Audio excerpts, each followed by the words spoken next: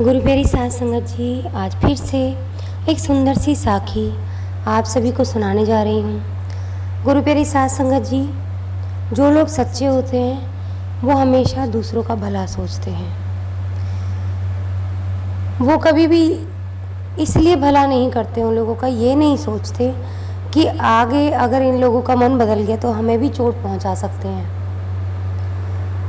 वो बिना किसी भेदभाव के, बिना किसी छल कपट के उस इंसान की, उस जीव की मदद करते हैं और उसका भला करते हैं। और आप सोच के देखिए, जब इंसान में इतना सद्गुण है कि कोई अच्छा इंसान है, वो जो दूसरे का भला करता है बिना सोचे समझे, तो सच्चे संत कितने भोले होते होंगे। और जब सच्चे संत किसी का भला करें और उन्हें कोई मारने की तरकीब लगाए, अपने दिमाग में गंदी सोच लाए, तो सोचिए उसका क्या हश्र होता होगा, कितना गंदा इंसान होता होगा वो, कितना गंदा जीव होता होगा। आपके हिसाब से उसको क्या सज़ा मिलनी चाहिए। आज जो साखी है, मैं ऐसी ही एक साखी आपको सुनाने के लिए आई हूँ जिसमें एक सच्चे संत को उनकी भलाई पर मारने की कोशिश की गई। सच्चे संत तो भोले होते हैं ना, वो किसी को देखते हैं और बस भला कर देते हैं। एक वन में एक ऋषि रहते थे, सच्चे संत थे वो। उनके डेरे पर बहुत दिनों से एक चूहा भी रहता था। ये चूहा ऋषि से बहुत प्यार करता था। जब वो तपस्या में मगन होते तो वो बड़े आनंद से उनके पास बैठा भजन सुनता रहता। यहाँ तक कि वो खुद भी ईश्वर की उपासना यानी कि सुमिरन करने लगा। लेकिन कुत्ते, बिल्ली और चील, कौए आदि से वो हमेशा डरा रहता और सहमा हुआ सा रहता। एक दिन उन संत के मन में उस चूहे के लिए बहुत दया आ गई। कहते हैं ना, आपका अगर किसी ने बुरा किया है, बहुत बुरा किया है, आपको कितना भी दुख दिया है, लेकिन आपके सामने वो आ जाए, आप उसको दुख सहते हुए देख लें और आप कहीं से भी उससे अपना जुड़ाव महसूस करते हैं, चाहे वो आपके अपने हों, चाहे आपके दोस्त हों, दोस्त के रूप में दुश्मन हों, चाहे अपनों के रूप में दुश्मन हों। तो गुरु प्यारी साध संगत जी, आपके मन के अंदर प्यार उमड़ ही आएगा। आप भी भगवान से मांगोगे कि इसके दुखों का नाश कर दे। चाहे आपने कितने भी गम, कितने भी दुख, कितने भी कष्ट उन लोगों की वजह से बर्दाश्त की हों, उन लोगों ने आपको चाहे कितनी भी मानसिक और शारीरिक प्रताड़नाएं दी हों, फिर भी आपको उन लोगों के लिए आपके मन में दया आ जाएगी। वही दया ऋषि के मन में भी आई।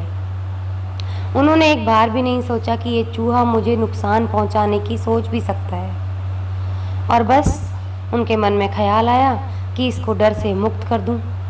जिस तरह से हम भी सोचते हैं कि हे परमात्मा, इसने मेरे साथ जैसा किया सो किया, मैं इसको माफ़ करता हूँ या मैं इसको माफ़ करती हूँ, लेकिन तू इसको दुख मत दे। हमारी आंखें भी नहीं देख पाती ना उसके दुख को। उसी तरह ऋषि के मन को भी बहुत ज़्यादा पीड़ा पहुँची जब उन्होंने देखा कि चूहा डरा डरा सा रहता है। वो सोचने लगे कि ये बेचारा चूहा हर समय डरा सा रहता है, क्यों ना इसे शेर बना दिया जाए ताकि इस बेचारे का डर ख़त्म हो जाए और ये बेधड़क होकर हर जगह पर घूम सके। ऋषि बहुत बड़ी दैवीय शक्ति के स्वामी थे, यानी कि उनके पास बहुत भगवान की दी हुई असीम कृपा थी, शक्ति थी। उन्होंने अपनी शक्ति के बल पे उस चूहे को शेर बना दिया और सोचने लगे कि अब मेरा बच्चा किसी भी जानवर से नहीं डरेगा और निर्भय होकर जंगल में घूम सकेगा, पूजा कर सकेगा। इसका ध्यान पूजा से भटकता है, डरा डरा सा रहता है कि कहीं कोई चील कौआ इसको न खा जाए। अब नहीं डरेगा, अब सुमिरन में इसका मन लगेगा। लेकिन चूहे से शेर बनते ही चूहे की सारी सोच बदल गई।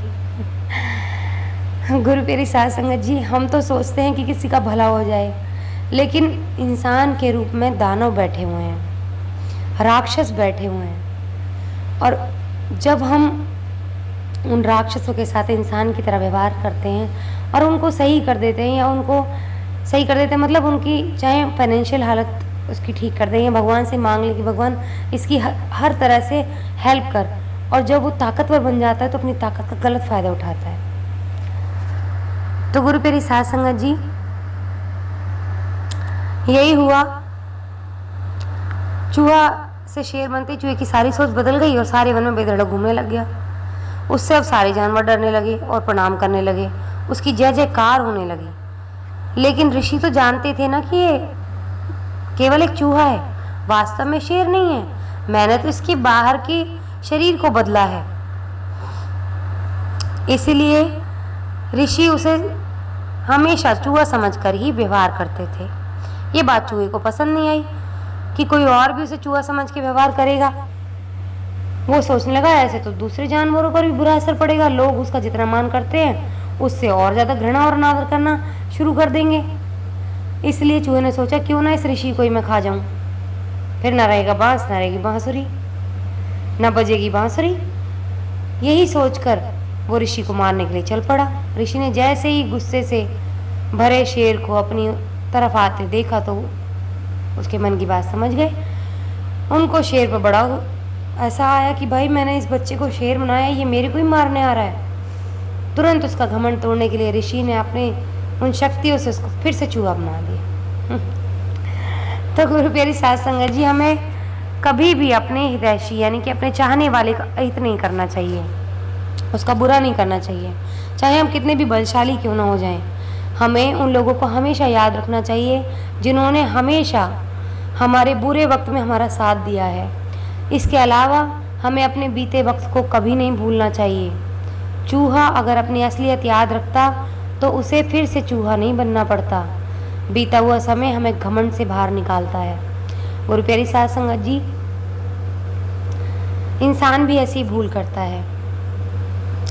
जब वो कभी मुसीबत में फंस जाता है तो लोगों से मदद मांगता है। सिर्फ उन लोगों की बात कर रही हूँ जो लोग बुरी परिस्थिति से निकलने के बाद जब अच्छी परिस्थिति में आते हैं तो घमंडी हो जाते हैं, अत्याचारी हो जाते हैं, उन लोगों की बात कर रही हूँ। तो गुरु प्यारी साध संगत जी, और जब लोग उसकी मदद कर देते हैं, सच्चे संत अच्छे लोग उसकी मदद कर देते हैं उस बुरे आदमी की जो फंसा हुआ है मुसीबत में, तो उस समय तो वो आदमी बड़ा गिड़गिड़ा के उससे मदद मांग लेता है।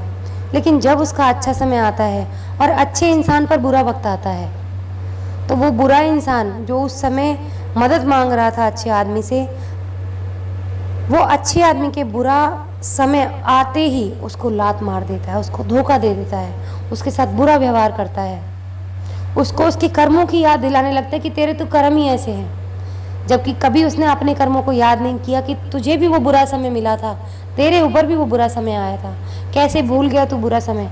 क्या तेरे ऊपर लौटकर बुरा समय नहीं आएगा?